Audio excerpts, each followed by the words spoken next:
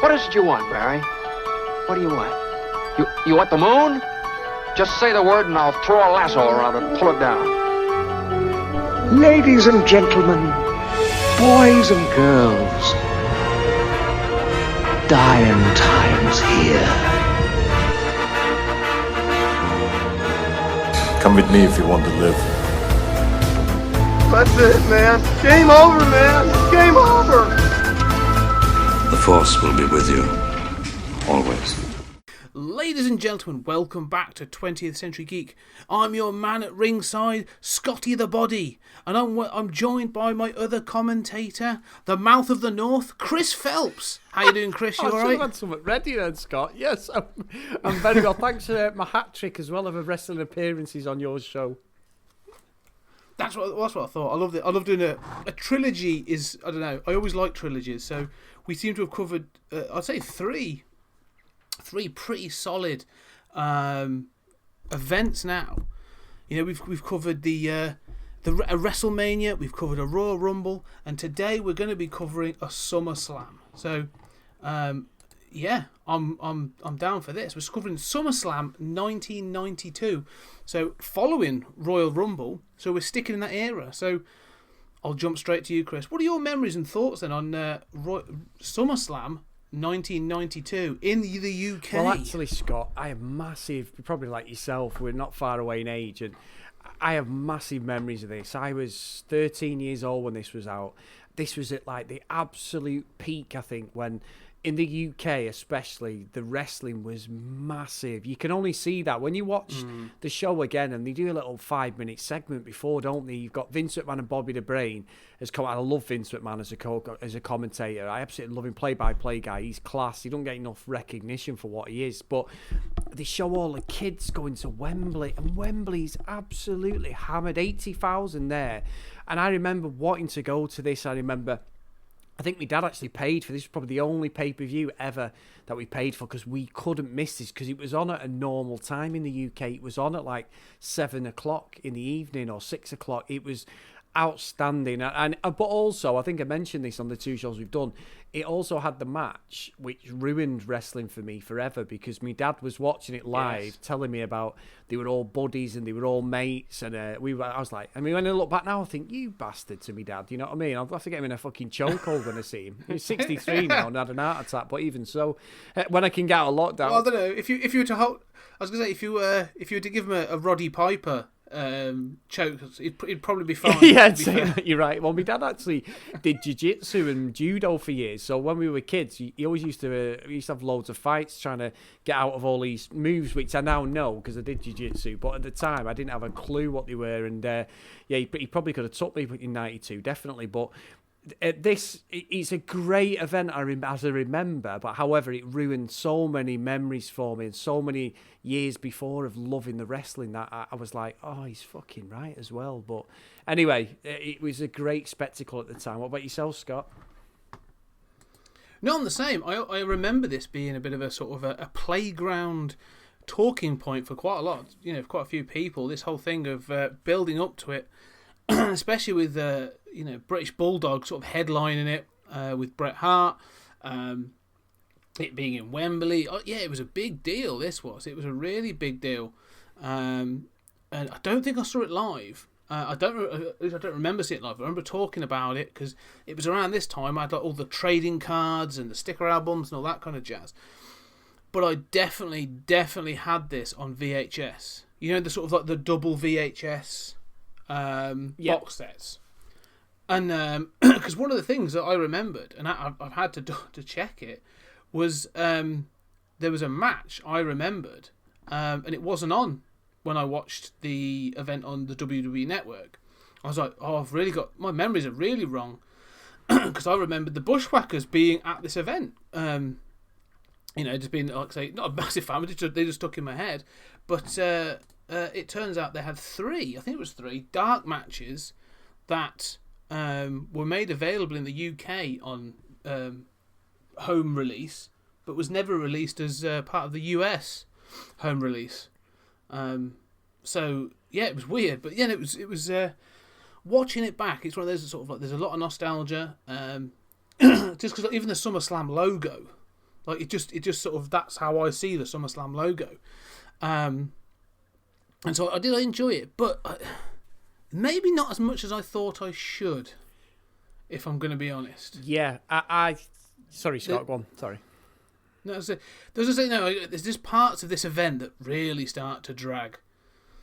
Yeah, there's a few matches that, to be honest, one of the things I wanted to talk about, if you don't mind me sort of getting into it, was the first live match that we see on the pay-per-view is Money Inc. v Legion of Doom. Now, this whole show was put on its head because Legion of Doom was supposed to wrestle later in the card.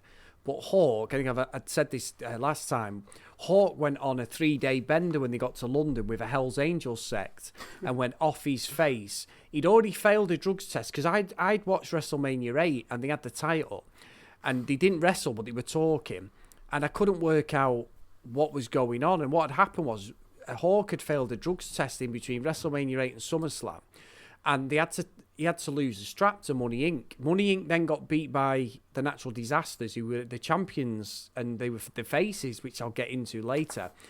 But because he was wasted, Animal wasn't sure he was going to turn up. And when they did arrive, and he was out of his face, he'd been on 3-day drinking, drugs bender. He was notorious for it. When they came down to the ring on the motorbikes, you can actually see that when Paul Ellering comes down, you can see him like there's a load of like backroom staff on Hawk on his Harley Davidson, as if they're trying to give him a push. But what I didn't realise, even though I've seen this loads of times and I knew he was wasted and everything, you can clearly see it in the match, some of the stuff he does, is when he parks the bike, he parks it in the wrong spot. So when Animal comes behind him to park his bike where he should have, Animal burnt all his leg on Hawk's fuselage and actually ended up with his whole tight melted onto his leg, and he had to wrestle with this basically 3rd-degree burns. I never knew that until I researched it this time, but I was fully aware of like the Hawk with the bike incident, his performance, which is really suspect in the game because it's actually dangerous as well, and you know that better than anybody. But yeah, that basically moved everything. So like Kamala v the Undertaker, the Crush v the Repo Man, they should have been like the opening matches, and they got pushed down the card because of this. I was going to say, because that's one of the weird things, is because you're starting with some big headliners. So you're starting, like you say, with Legion of Doom and Money Inc. And it's like, this is all right. They're going all out. This is a good solid opener. And then, like you say, you start falling back on like Crush and versus Reaper Man like halfway down the card. And I was thinking, why was Legion of Doom not on at this point? But that explains a lot. I mean, and also fair play, like to do the match with, he must have been in agony, 3rd-degree burns on his leg and stuff. So fair play to him for doing that. But it's not the most dynamic of matches, is it? No, and to be honest, Hawk isn't the only one on this card who was absolutely wasted, and his match was in jeopardy. We'll get into that later, but I think you know what I mean. But genuinely, when you watch it, and Hawk had to take the beating because he had to be down, and obviously he's relying on IRS, $1 Million Man, to call a match for him and tell him where to put his spots and that. But there was a couple of times where, if you remember, he picked up, I think it was $1 Million Man in a gorilla press and fell back. Oh no, sorry, that was the Warrior giving the match. Sorry, Warrior did that with Macho, missed his spot, didn't he? But you can see with Hawk, he doesn't know where he's going in the match. You can clearly see he's like looking around the ring as if to say, I haven't got a fucking clue what I'm doing here. He genuinely, and I remember my dad saying to me, he's talking to him. Now, it wasn't as apparent watching it this time as it was when I was a kid, because I remember it was more DiBiase must have been had to sort of break character slightly. You can see him leaning into his ear and telling him what he's going to do. But I remember as a kid being, and whether they've edited it, I don't know, but I remember as a kid clearly seeing Hawk say slingshot into, I don't know if it's a clothesline or a knee or something. And they may have cut that out, but when I watched it live, it absolutely ruined my childhood love for wrestling for quite a while. I can see why, because it breaks the mystery, doesn't it? It breaks that mystique that you sort of that wrestling sort of relied on at this point. But yeah, look, you're right though. There are several moments, and I noticed it. And now you've explained it like that. Looking back on this match, it makes total sense that there are moments in this where the match, it doesn't come to a stop, You know, it's not like it comes to an absolute stop. But there are moments where this match slows, like, noticeably. And it's clear that they're sort of like, they're almost waiting for them to go, that's the next spot, right, move on. And so, yeah, it makes total sense now. So it's a bit of it's a good match because I love DiBiase, and I love Legion of Doom, Money, IRS, Erwin Arsheister. It was always a bit of an odd gimmick, especially associated with $1 Million Man, because it sort of became this, for me, even as sort of like, maybe not so much as a kid, but as I was older, I was like, isn't he a tax man? Why does the $1 Million Man sort of like, want to be associated with him? And I like the fact that Bobby the Brain actually sort of calls it out in this match as part of his commentary. He's like, well, he's got the money, and then IRS knows where to hide the money. And I was like, oh, no, I like it now. I've never thought that before, but that really sort of works. I was going to say, that's how I always remember it. The IRS was getting backhanders to keep DiBiase out of jail sort of thing. That was the gimmick. Basically. Yeah. So, yeah, no, it's an interesting opener, and knowing that, sort of, it starts to sort of, and you've said about others in the card, it starts to open up some of the issues with this card. But it's not a bad match. The next match, though, the next match, it struggled to hold my attention. Which one was that? So the follow-up of Legion of Doom and Money Inc. is Nails versus Virgil. I'm with you on that. I mean, Virgil was always, the only time he got any sort of coverage was that time when Roddy Piper helped him sort of, and he beat up DiBiase fine, because DiBiase had him like cleaning his feet and all that, all like these segments. I remember it on Superstars watching it, and then everyone was like, oh, Virgil's the way, he's a boxer. But when they interview Virgil, Scott, before the match, and he's doing this pathetic, like pretending he was a street fight. I fought on the streets, me, and I'm thinking, you're getting squashed, mate. Yeah. I remember Nails, especially because he come in after the mount he'd got beat by Bossman in 91. And one thing I didn't look at is why the Bossman wasn't, he must have been injured. But he had this whole thing with Bossman, how he was horrible to him, he was this psycho prisoner, and I bought into it. However, Well, I was going to say, because wasn't that the story, that Nails had been in prison and that Bossman had been one of the guards, and that's where their feud had come from? It was, and he was coming in. The actual build-up segments were great. It showed him in like jail, like, Bossman, I'm coming for you, and everyone was like, and I was like shit scared, going, oh my god, who the fuck's this guy's going to do over the Bossman? And what was strange was the whole backstory with this Nails guy was he kicked off, but there was a story, right? And I'm only quoting the story. It was in the News of the World, which I know was never the most reliable. He had a fight with Vince McMahon in the shower, right?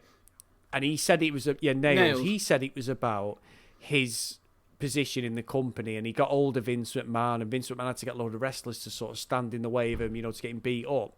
However, I clearly remember the story being that Vince McMahon may or may not allegedly have made a pass at Nails, and that's why he ended up with a smack in the mouth and got fired from the WWF at the time, Scott. Because I was curious. This is what I saw. Because I was curious, as like, who the hell is Nails? I had no memory of this. I remembered Virgil because of that other segment you mentioned. Like, I remember him being very closely linked with DiBiase and stuff. But Nails was like, I don't remember this at all. So I did some research as well, and I found, like I say, similar sort of like different stories. But one of the stories I saw was that Nails was expecting a bit more of a push, and so this was sort of like late August, wasn't it? SummerSlam. So apparently by October he was getting annoyed with his position, and after a show went backstage and basically bawled out Vince McMahon and sort of grabbed the collar of his top, or his sort of like grabbed him by the scruff and that, and basically said he deserved a push and he deserved to be paid more and all this other stuff, and had a bit of a brawl, and then was fired after that. That seemed to be one of the consistent ones, but there were definitely other stories. But yeah, he just sort of disappears from because he went to WCW after this, didn't he? And then they dropped him as well. Yeah, he got sued by the WWF because he came in as the prisoner. So they sued him, basically playing the same character, and it didn't help his case that he would never wrestle in the WWF because he testified against Vince McMahon in the steroid scandal. saying he was selling and getting somebody to come in and supply the drugs, which we'd mentioned, which is also why Hulk Hogan isn't on this event. It's the first ever pay-per-view since WrestleMania 1. He'd never missed a pay-per-view, and he was actually off this. They told him to take 6 months off. Hence why when he come back in 93, just for WrestleMania 9, he was about 40, 50 pounds lighter because he couldn't take any gear and that, which has been well documented. I'm not speculating. That's genuine. No, yeah, I think he's even spoken about it a little bit, and he sort of like, alluded to it and stuff, but... Yeah, but this match between Virgil and Nails, Virgil's not a bad wrestler. Like, he's got some, he's athletic. He's, he sort of, he flies around the ring and stuff.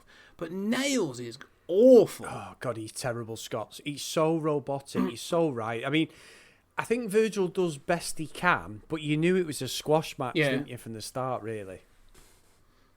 Yeah.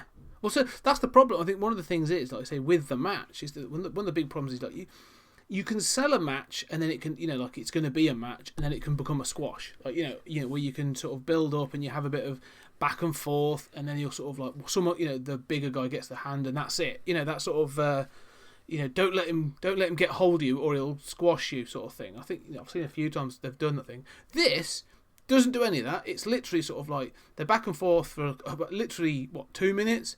And then Nails just sort of seems to just batter him and it's just so... Because it's not built up to anything, it doesn't seem to have a point. It's just, there's no story going into the match. The match doesn't tell a story. The aftermath doesn't tell a story. It's just sort of there. Yeah. And sorry, Scott. Sorry. No, you go on. That's what I'm saying. It's just there as a match. It doesn't really serve any purpose. No, it doesn't. And when the running time of it is just under 4 minutes. Now that's terrible. I think they're trying to make his character look strong, aren't they? He takes down a mid-carder. He gives a bit of a fight. It's the old cliche with wrestling, especially Vince McMahon. I mean, he must be 6'7", 6'6", Nails. He's a big guy. You can clearly see he's wearing the old Hulk Hogan 2-inch heel raises like the Ultimate Warrior used to wear. You can see that in his outfit. But he's just not convincing. And when he's doing this, like, grimacing, he's got this weird blonde sort of curtained hair. He's sort of hanging on for dear life with his haircut. And it's like, he didn't look menacing. He looked like you could clearly see he just looked like a nice guy playing a bad guy. He just didn't.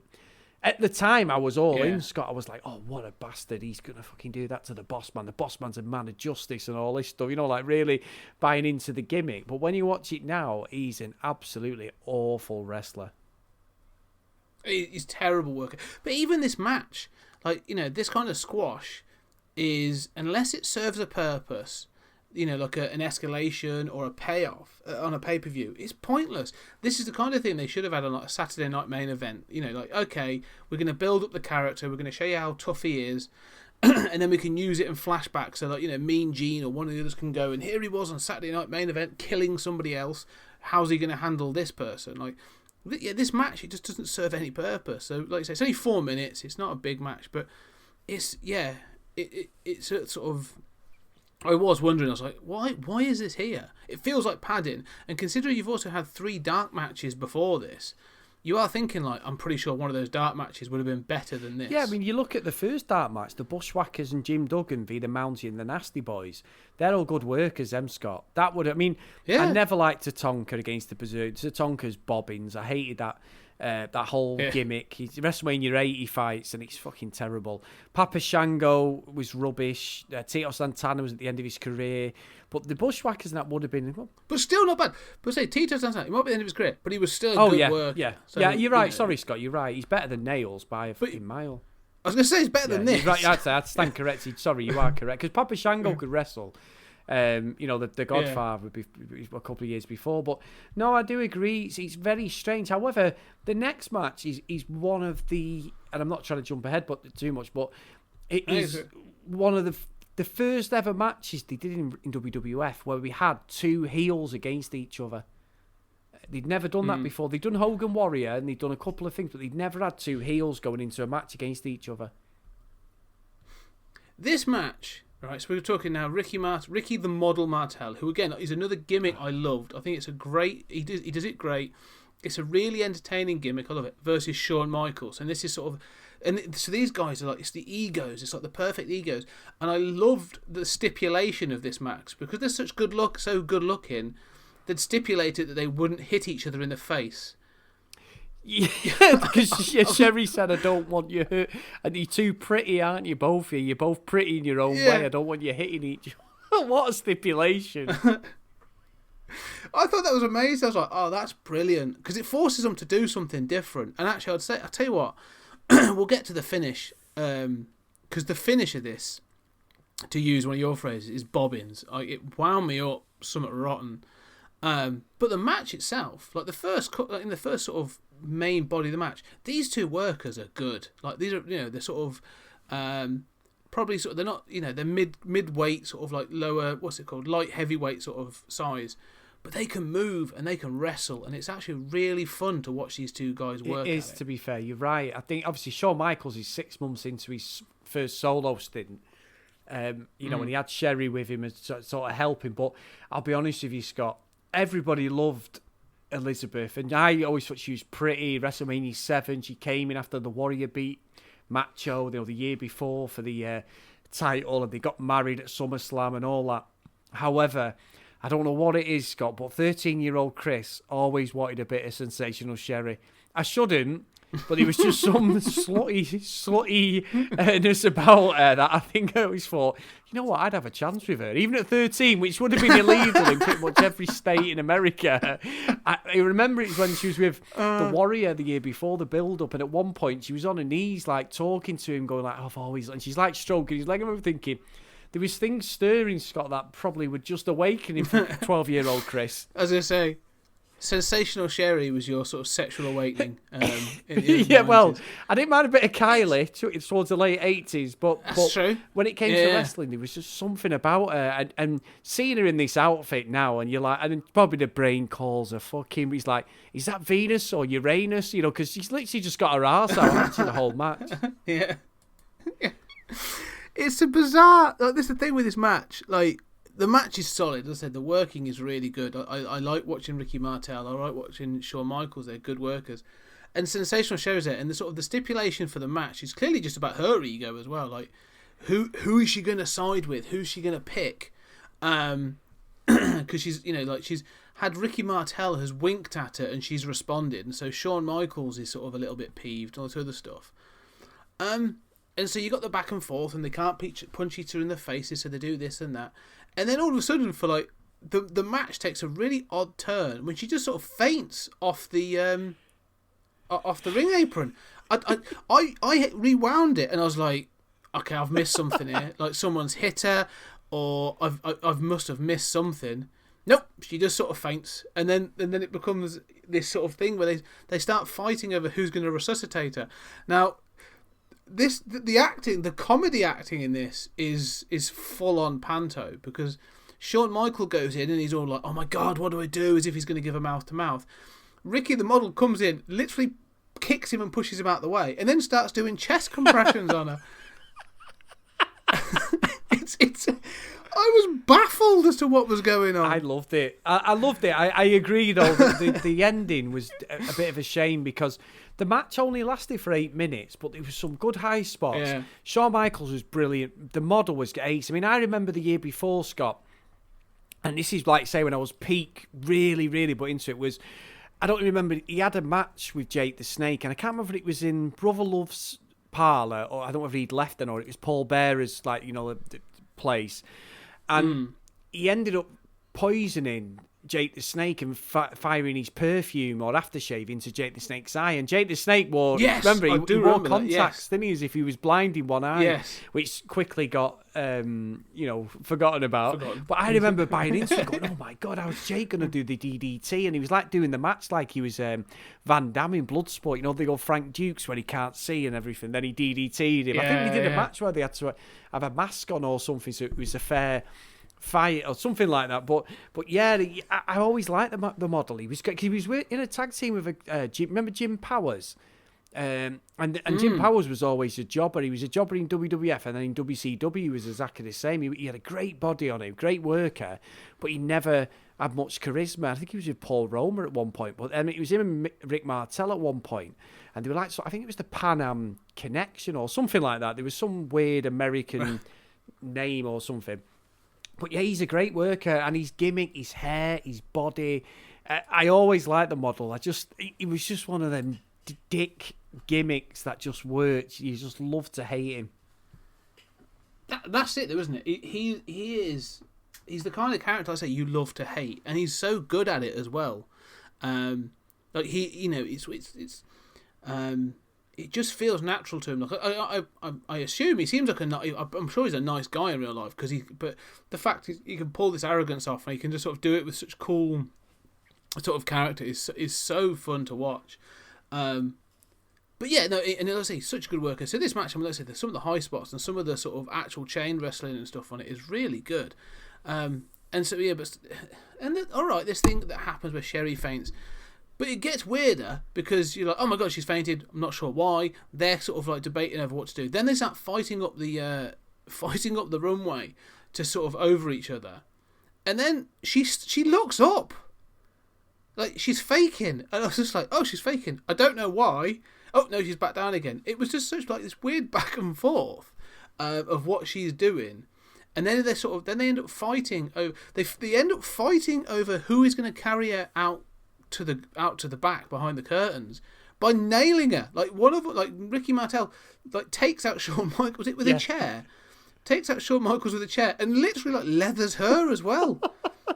I was sort of like, what is going on? It was very bizarre. It ends. I want your opinion on this. It ends weirdly then with Ricky Martel coming out and throwing a bucket of water over Sherry as she's being carried by Shawn Michaels. Michaels then drops her and just runs after him. Yeah. I was really confused. It was supposed to be, I believe, to do with they were trying to break. It ran for nearly a year till WrestleMania 9 was the end of Shawn Michaels and her relationship. By the October after this, I think Mark Jannetty had come back because he'd got banned and all that stuff, and he was selling the injury from having the glass in his face and stuff. And I think as Marty Jannetty went to sort of super kick him, I think Shawn Michaels throws Sensational Sherry in front of him, so she takes the kick and he legs it sort of thing. But it was to do with that. I think they put her with him to make him the singles competitor, but they realised that he didn't really need her. So they kept the gimmick going for probably longer than it needed to. He didn't need the valet with him because he was just good on his own, which he didn't. After that, he ended up with Diesel and all that sort of thing the next couple of years. But no, I agree. Weird. And it's a shame because I actually think, other than the main event, this is probably as good for wrestling, for pure edgy seat believability. I love this match. I thought it was really, really good. Oh, it's amazing. It is. It's great. It lends into something though that I found. So when we watched Raw Rumble 92, there was a couple of countouts, weren't there? In that, I think Taker's match ends in a countout in that one. No, wasn't Taker because he was in the Rumble. There was a couple of matches that ended in a countout, and in this period, countouts seem to be like a legit finish. Because this ends in a double countout. Like the match ends because they basically take the fight outside and then run off, and that's just sort of it. And there's a couple of other countouts, and I was just like, these weird finishes at a pay-per-view just feel unsatisfying. But you're right about the match. This is it is a really solid match on this card. And I actually enjoyed the wrestling. I did. Very good. They're both very good wrestlers, though, aren't they? You see, technically, outstanding. The athleticism as well. I know Shawn comes into his own through the 90s, but at this point, he was still a tag team wrestler. He still had that athleticism properly in his game. He didn't just slow it down like he did when he was clever as he got older. He used the high spots when he needed him. You know what I mean? So I love it. I agree too. Good, really good, solid match. What do you think about the next one? The next one, then, again, we're slowing down sort of thing. It was the Natural Disasters versus the Beverly Brothers. And obviously the Natural Disasters go over. I think as you sort of mentioned, so when we did Rumble 92, in that they are the heels. They're in there as heels. There's a whole thing there. You've got them being all shouty, and they've got was it Jimmy Hart's with them. So you've got all that going on, and then in this they're all smiles and their faces, and it's sort of like, wow, that's a turnaround. Yeah, it's funny because WrestleMania 8, which obviously came in the April of this year after the Royal Rumble we reviewed, they were faces then, and they lost by count-out again to Money Inc. They lost to DiBiase and IRS by count-out, which is ridiculous. They just picked the belts up and fucked off out the ring. But what was interesting with this, Scott, I will say that I know the Warrior and Savage got great pops and stuff, but when they won this match, Natural Disasters, I thought the pop was just below the British Bulldogs pop later on. The crowd were going absolutely mental. I don't know if it's because the momentum of the show was growing and the quality was going and people were getting more excited because maybe the Warrior was coming in because he was massive, the Warrior, at this point. I don't know, but the pop at the end when they won, and the Beverly Brothers were never going to win this. I don't even know why. They were always just a mid-card tag team. They were never good enough. It should have been maybe the Natural Disasters against the Nasty Boys, because the Nasty Boys had Jimmy Hart, who was their ex-manager. That would have made more sense as a feud to get the Nasty Boys going back up. I know Brian Knobbs had been stabbed and stuff early in the year, but...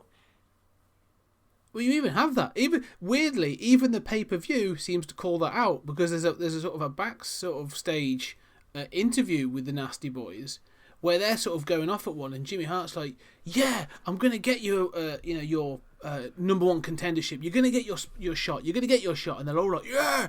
And it's even they're going like, "Yeah, why aren't we doing this? We're more popular than the Beverly Brothers." Yeah, it almost calls itself in a weird meta way. The pay-per-view seems to call itself out as to why are we watching this match? Yeah, it does. And again, it's difficult because nobody can pick the Natural Disasters up. Even the Legion of Doom, they had the strength and the actual charisma of an Ultimate Warrior or a Hulk Hogan who could pick Earthquake up and Typhoon.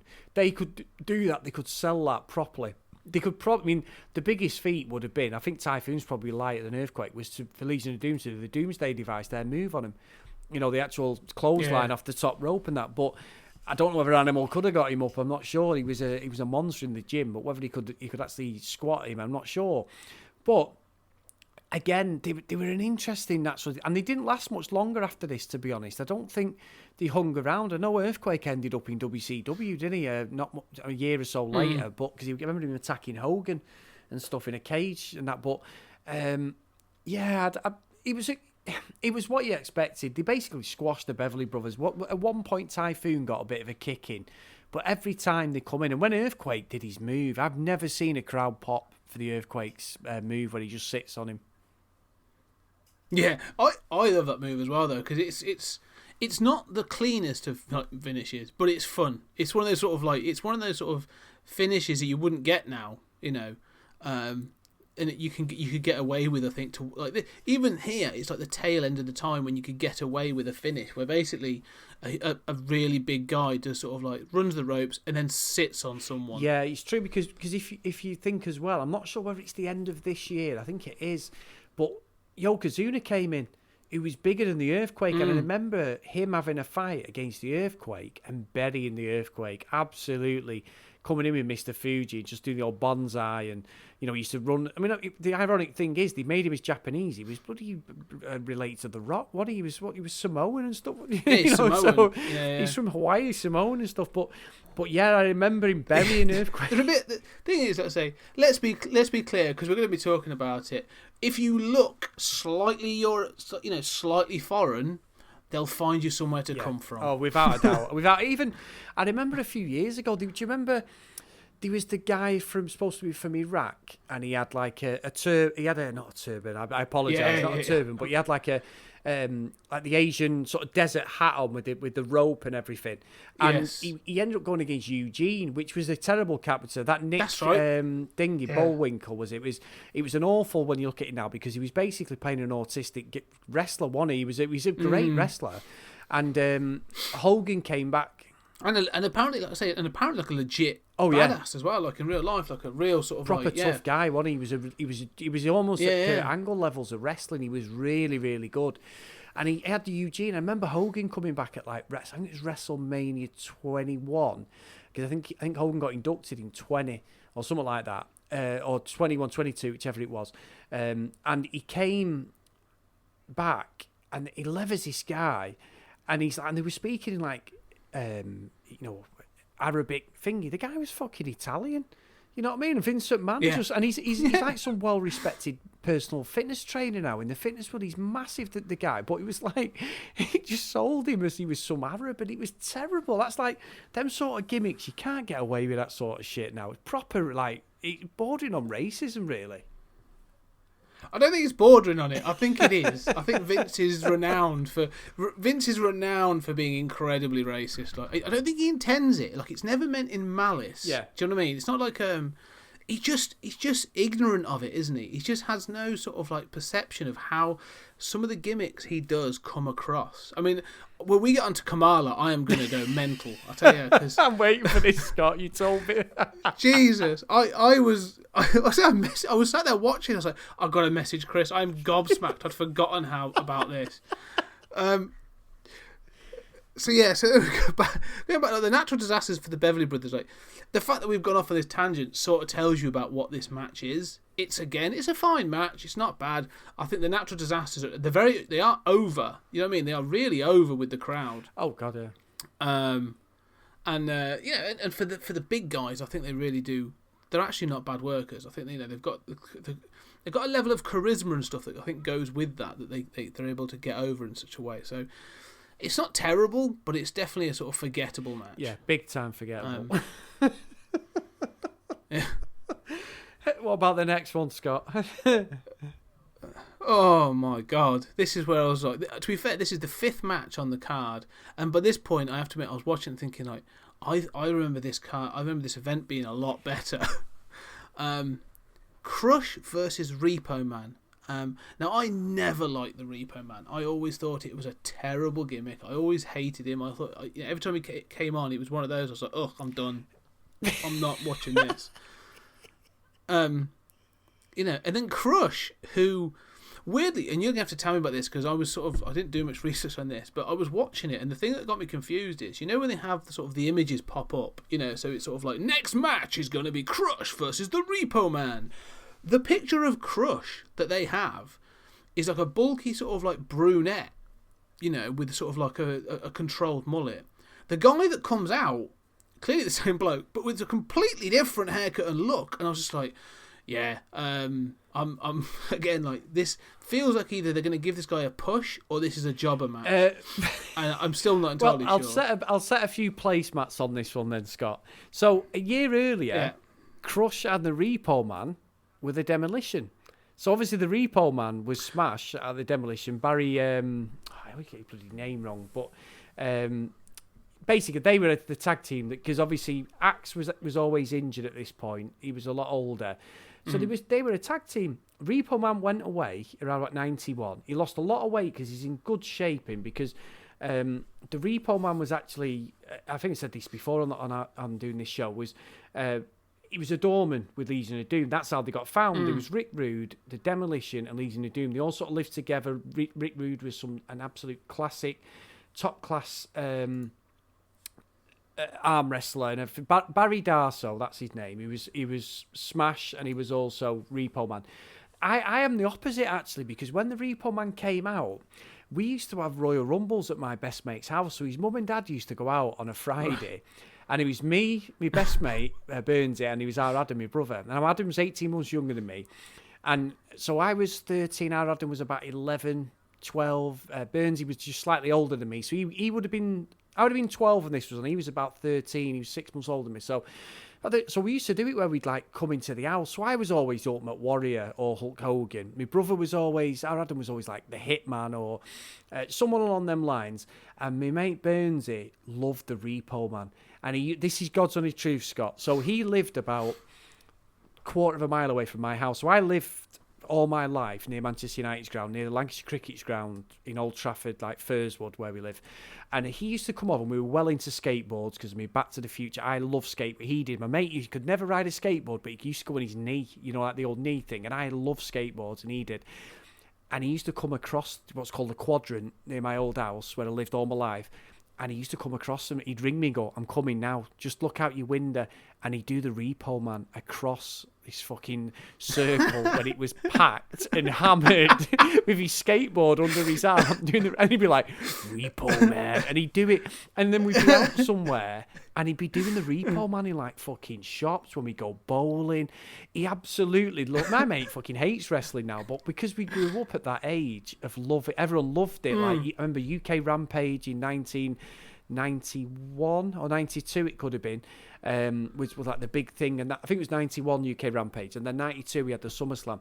But when Repo, he loved him, and even my dad I think used to go, fucking Repo Man, because it showed him like stealing cars from people and stuff and doing the deception and stuff. So we bought into it. However, he was an absolute mid-card at best, and Crush, they repackaged Crush because of what was happening with Hogan, because he was the same build, he was muscly, and I never forget, he was saying he was from Kona, Hawaii, and he used to do this thing where he'd do the Hawaii sign. I'm doing it now, actually, I know you can't see me, but he's doing it, and the thumb and middle finger, thumb and little finger. Go, Shaka, bruv, Shaka, and I'm like, you're never from Hawaii, mate.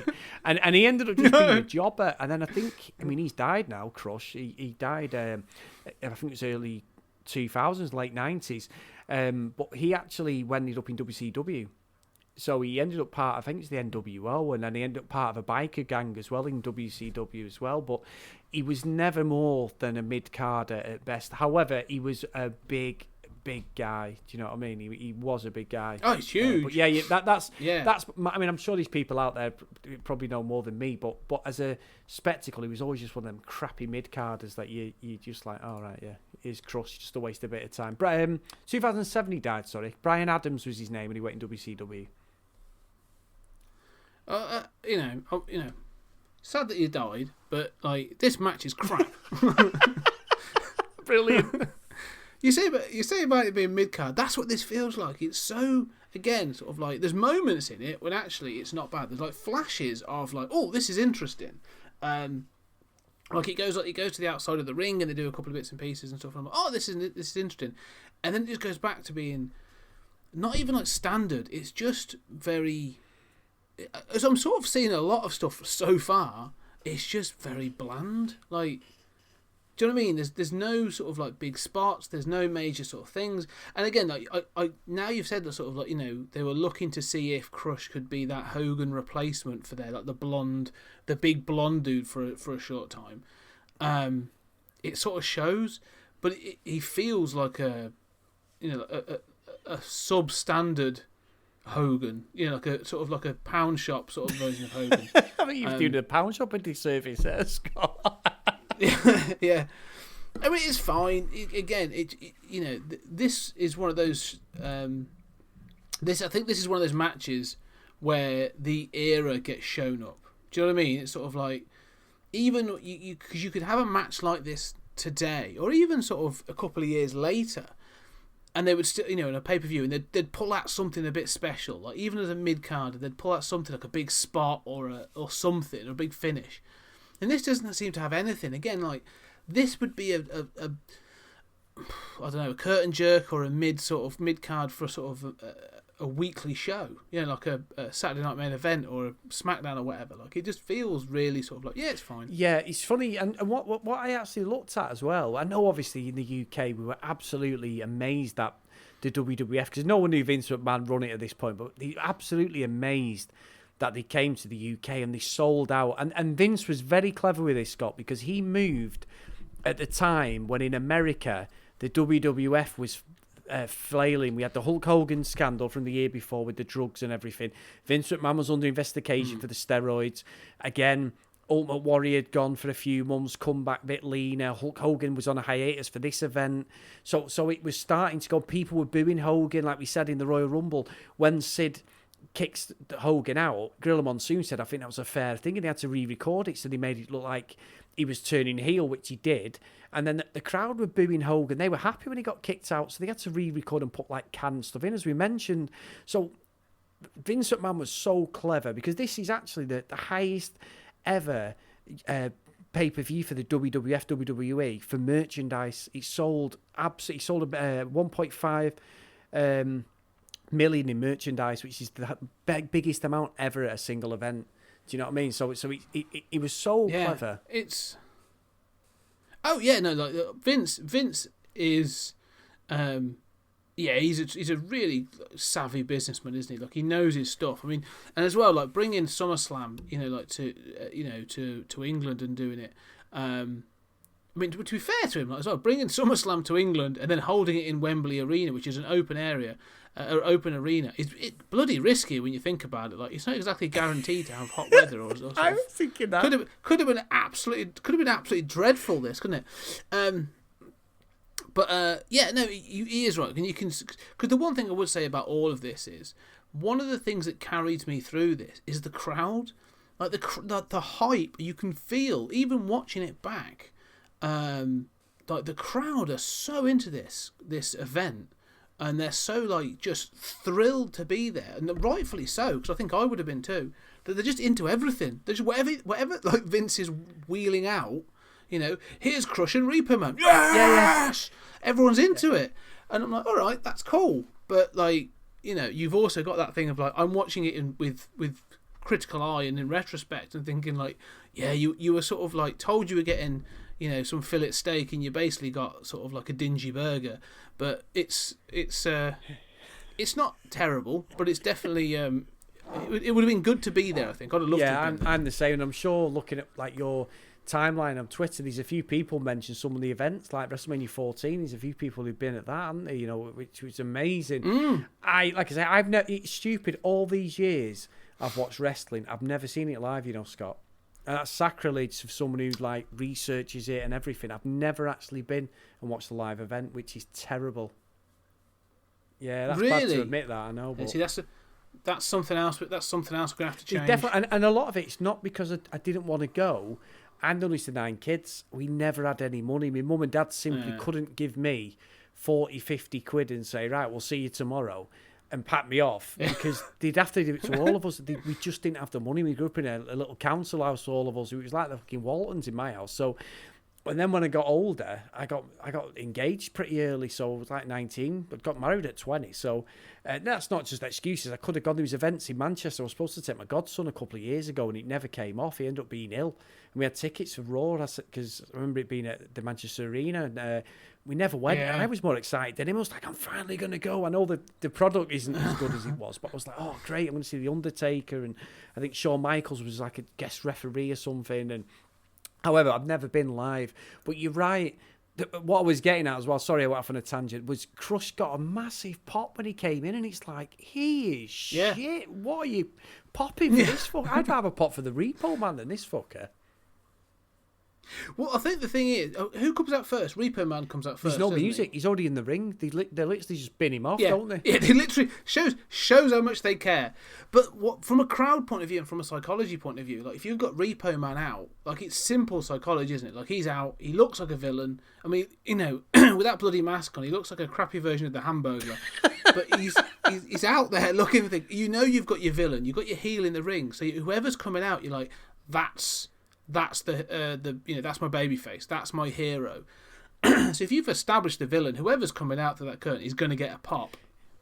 And if you're already sort of like up for it, it's given that extra boost.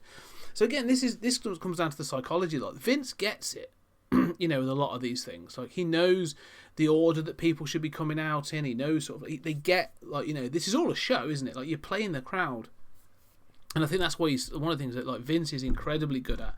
And when you've got some of the best workers, later on, when you come to the Attitude Era, like, they play the psychology thing, like, to a T. And some of those moments that, everyone looks back on and goes, yeah, that's what the Attitude Era was. And sort of, they come to the top of the best moments. They forget there's some utter crap as well. But, like, just that psychology that gets that pop. It could be really simple stuff, but it gets a massive pop. So that's sort of our mid-card baffling match. But we're now going into what is actually touted as the main event. It's not the main match of the evening, but it's touted on all the posters and a lot of things as the main event. And this is obviously for the WWF Heavyweight Title Championship. The Ultimate Warrior versus Macho Man Randy Savage. And I was all for this match because I love both these guys. I was really excited watching this. And I hadn't remembered the story, and I'll be honest with you, I was sort of coming in all these years later, I was duped. I was duped a little bit by the Ric Flair and Mr. Perfect Kurt Hennig storyline. That one of these two, Warrior or Savage, had sold out and was going to have backup from Flair and Perfect in their corner. So what were your thoughts on this match and that sort of the angle that was being played there? Well, it's actually partially true, to be honest, the angle. The actual idea was, and I don't know why he didn't take it, but obviously Ultimate Warrior came back after he'd not been seen since SummerSlam 91 when him and Hogan fought against Slaughter, General Adnan, obviously Iron Sheik, and Colonel Mustafa. And he fell out with Vince. There was some contract dispute because he wanted the same as Hogan. They tried to build him up, hadn't they, as like this shining light, and he'd lost the title early 91 against Slaughter. And he basically, these letters actually online when he wrote to Vince and Vince wrote back to him. I think Ultimate Warrior actually released them years later when he was on like a proper anti-WWE WWF phase. If you look online, they're still available on YouTube, even though I know he passed away. Wow. But also there was the drugs problem, i.e. the steroid thing that was going on. Ultimate Warrior disappeared, come back at WrestleMania 8. People thought he was a different Ultimate Warrior. It was the same Jim Hellwick who played him from the start. You can clearly see that. Even when they say there was two Undertakers, the only two Undertakers when they had the fake Undertaker, and it's always been Mark Calloway, always. They just, when they did that stupid thing for a few months at one point with the Undertaker, about 94, I think it was. But however, sorry, I digress. So he came back, and Warrior was being a bit arsey and was like, blah, blah, blah. And the idea was that Ultimate Warrior was going to side with Ric Flair and Mr. Perfect, and they were going to give him the title. And Vince said, you can have the title, but I want you to turn heel on Macho Man. And he was like, I am not turning heel, which I think, in hindsight, looking now, was probably the worst decision that Warrior made. Why he would not want to take the strap, I do not know. But literally, days before, they had to rewrite this whole outcome. So they played this angle out of Flair and Perfect, and he was fully aware, Warrior, what was going to happen, and then decided, you know what, I'm not doing it. And he didn't. He ended up leaving the WWF in the November, because I remember it was just before the Survivor Series. It was supposed to be him and Macho against Flair and Razor Ramon. He come into it just after this, and it ended up being Perfect with Macho Man. He'd come out of retirement 8 months after going down with his back injury. I remember I mentioned about the insurance thing and stuff. Yeah. I remember they got a beat down by Flair and Razor Ramon, and it was all to do with just kicking the Warrior out. So Warrior was being awkward, and that's why it made no sense why we had this Perfect and Flair angle, Scott. They had to play it out, but it looked stupid why we'd have two baby faces against each other and this little bit of political, is he going to turn bad?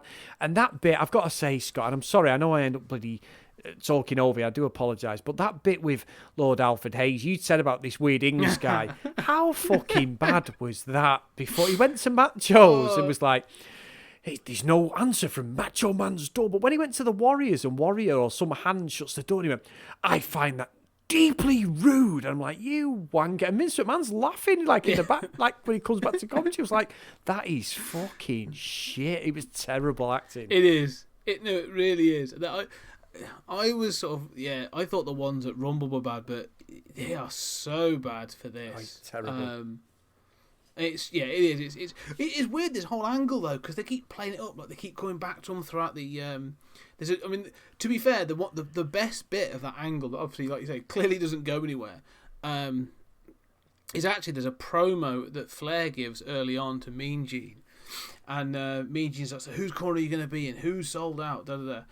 And it ends up with him saying, like, so who are you going to be coming out with, or who are you going to be this? And he said, oh, you and Perfect, and he just goes, well, it's. And he just basically keeps sort of like 3 times he sort of like milks it and sort of says, like, just laughs at him, and then that's it. And I was just like, it's such a good like Flair promo, and I really enjoyed that. But yeah, it's a weird angle because I was convinced it was going to be Savage. Like I hadn't remember anything. I was like, it's got to be Savage. Like Savage is the only one that's going to turn heel to protect the belt or whatever. And maybe he'll give Nature Boy a shot or something. But yeah, no. So the angle doesn't really go anywhere. But the match itself, actually isn't too bad. No. What are your thoughts? No, it's not. It isn't actually, Scott. I think what they were relying on was, because of what happened with Hogan and him going, they needed a strong babyface. And the strongest babyface outside Hogan was still the Ultimate Warrior, despite he'd flitted in and out of the actual WWF at the time. That's the idea. They wanted to make him heel. And what they were trying to do was, the whole idea was, if they make the Ultimate Warrior, who was the ultimate babyface, a baddie, Hulk Hogan, as I mentioned, was getting loads of shit. The crowd had turned on him. Everyone was sick of him. But the idea was for Hulk Hogan to turn up in the new year, either Royal Rumble or WrestleMania 9, and save the WWF from the Ultimate Warrior. Because nobody could beat him, and he was supposed to, and Sid Justice wasn't on this card because he'd failed a drug test just after WrestleMania 8, so he ended up going to WCW pretty much after this, and he ended up coming back in 96, 97 winning the title, but he did end up going on a hiatus, so he wasn't there. So the idea was to turn Warrior heel, make it like the WWF was on its last legs and everything, and all of a sudden they were going to play this angle of Hulk Hogan comes out of retirement, or comes like, you know, he's somewhere sort of licking his wounds and stuff, and then the crowd build up and we have another run of Hulkamania. But because I think that's why Warrior didn't want to turn heel, because he thought he could take the promotion on his own like Hulk had done, and it just didn't work. But I think as a match, it's great. They also relied on WrestleMania 7 because the year before, the WrestleMania 7 retirement match between Warrior and Macho, when Macho had gone as the Macho King with Sherry, as I mentioned, and then he ended up, Sherry levers him at the end, and Elizabeth comes in, and they reconcile, and they get married at SummerSlam.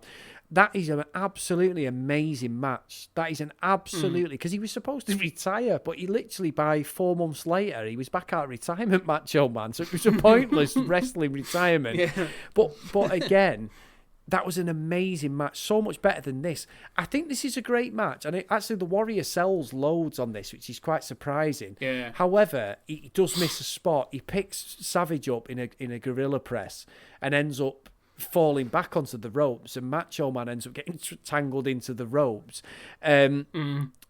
I just think it went on too long. It's the longest match on the card. It's 28 minutes. And to be fair, it's not a patch on the Hitman and British Bulldog. However, it's still a good match. It's just the ending is pretty... Like you were saying about Shawn Michaels and the model, this is the same. It's a lame way for the match to finish, considering they'd put loads of different pieces in. It was like setting a chessboard. They put so many things in. And the ultimate thing would have been, Scott, was for one of them to double cross the other. That was set up for it should have been the Warrior to take the title. That would have made perfect sense, to be honest. It would have been a great payoff to this match, because again, the payoff you get, the finish you get, is dreadful. It's a count out finish. You know, Warrior wins the match but doesn't get the title. And all that usual gubbins that I just hate. It just sort of, it's so woolly and fluffy and pointless. Like, it doesn't do anything. I mean, the match is really solid. I really enjoy this match, and I do think both guys like give it their all. You know, there's a couple of blown spots, but you know, it's really good. It's a really good, solid early '90s match. I mean, you know, Savage is really doing some great stuff. And like you say, for Warrior to be selling and to be actually hitting the canvas in the way that he does is quite surprising. And he obviously builds up to his sort of, you know, he warriors up and whatever at the end, and shaking the ropes and, you know, heaving and pumping and getting all ready and stuff, which, when I was watching this, was this 92, so I'd be like 10 age. That bit, you know, him getting pumped up and sort of like, you know, he does shake the ropes and getting all into that, like, I'd be well into it. And it's still good. It's still a good sort of like build up. But when you watch it and you're sort of in your late 30s, you do sort of go, you're just sort of running on the spot. It looks a little silly, like everything else. But then when he starts jogging on the spot, I'm like, oh no, you've blown it. It looks daft. Sorry. But it is a good match. I really enjoyed this match. I was all over this. I was. This match up until the finish made me smile. Like, made me really smile. So yeah, I definitely enjoyed it.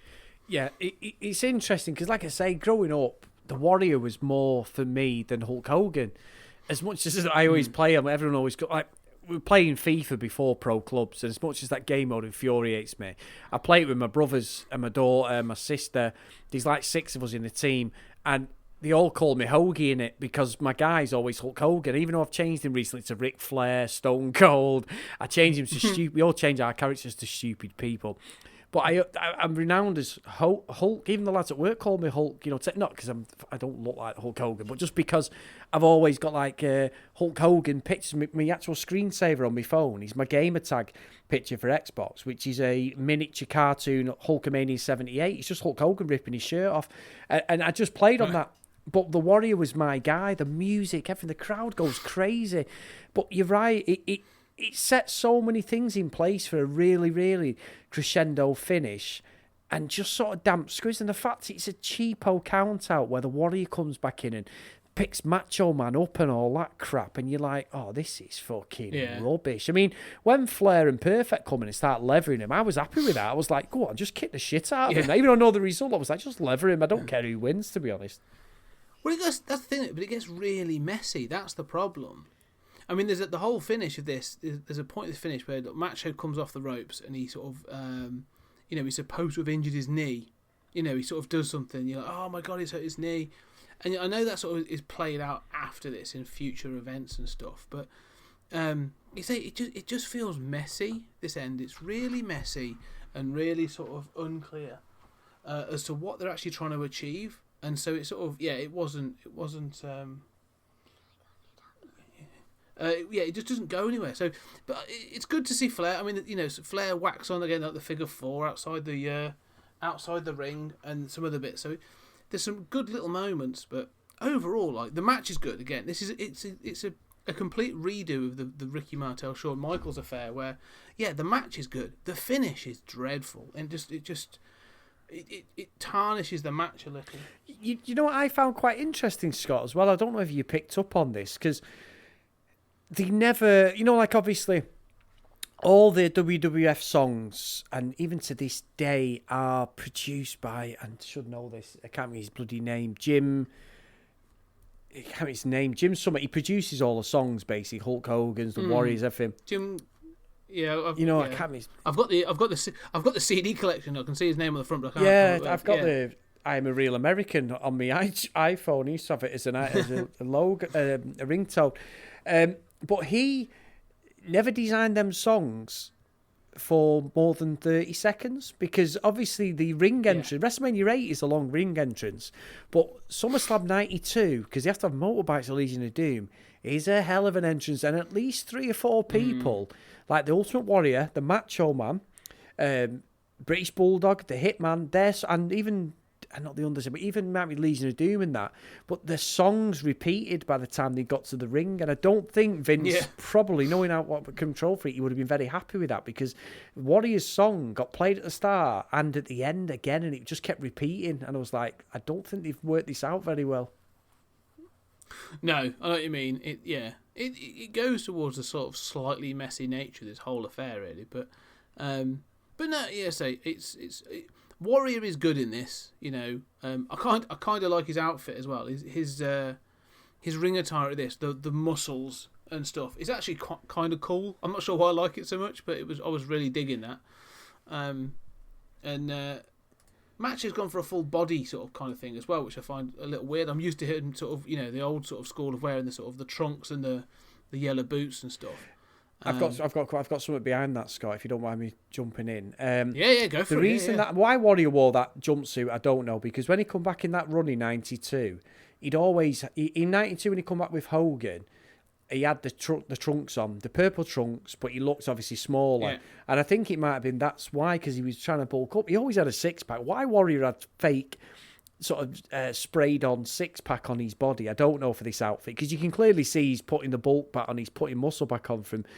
Well, he's massive. He's incredibly. He is big. He's big. He's not as big as his first run, but he's getting there because he come back a lot lighter. But Macho Man was very, very body conscious. Now, in the WCW era, he went massive, as he also early 2000s, because he starred in the original Tobey Maguire Spider-Man. He was Bone Crusher Buzzsaw. Bone Crusher. That's right. Buzzsaw Buzzsaw was in the Yeah, running. sorry, yeah, yeah. And he was Bone Crusher McGraw, so he was massive in that. Now, obviously, he was late 40s then.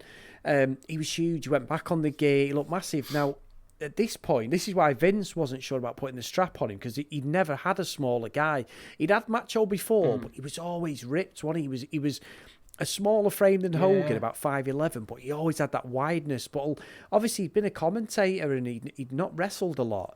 And he can clearly see he's got no definition on his arms and that. He's just like a small... He probably still looks miles better than me and you know what I mean? Like, but in his head, he probably was... He was very, very conscious of it. And I know when he went into TNA around sort of like the mid-2000s, when he came back, he would never take his shirt off because he wasn't on the gear. He was obviously... And he could... Macho Man couldn't be on the gear at this time because of what had been happening. So, because his brother talks about that, like when he went on the gear, how big he got, and then he lost it. And you can clearly see... He might have had injuries as well, but he was very, as a person, he was very, very body conscious. However, the Warrior, I can't explain. I don't know. But I did like that outfit. It always reminds me of SummerSlam 92, that outfit he had on. Yeah, it's cool. But I didn't know about that. I mean, that explains a lot. I mean, I can imagine why. I mean, it sounds daft to say it because these guys are all huge and all sort of... But again, like, if you are in that locker room and, you have been known as sort of like the champ and you've had that body before, I suppose to go in and then sort of maybe not live up to that, because you would feel conscious of that around, especially some of these younger guys or other guys that are running that sort of peak performance body type and stuff that they do have on some of the guys. So, well, that's fascinating. I didn't realise that about Randy Savage. Sorry, a bit useless information for you there, Scott, but yeah. No, so none of it's useless on 20th Century Geek. It's all useful to someone. So yeah, let's see. It goes on. It's got a really weird ending, and so I was like, okay, I'm all ready now, And I remember I knew the Undertaker was on this. I was all up for it, and so we get Undertaker versus Kamala in what is possibly rivaling Crush and Repo Man for one of the worst match on this card, but.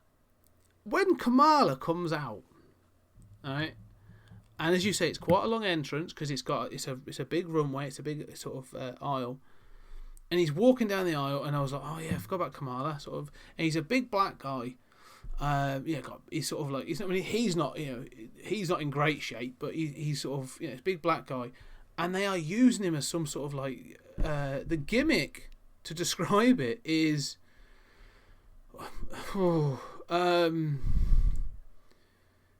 Tribal native African, I suppose. He's supposed to be from a tribe in Africa, a cannibal, no less, from a tribe in Africa, and they are playing it to the hilt. Like, he comes out, he's wearing sort of like skins and a loincloth.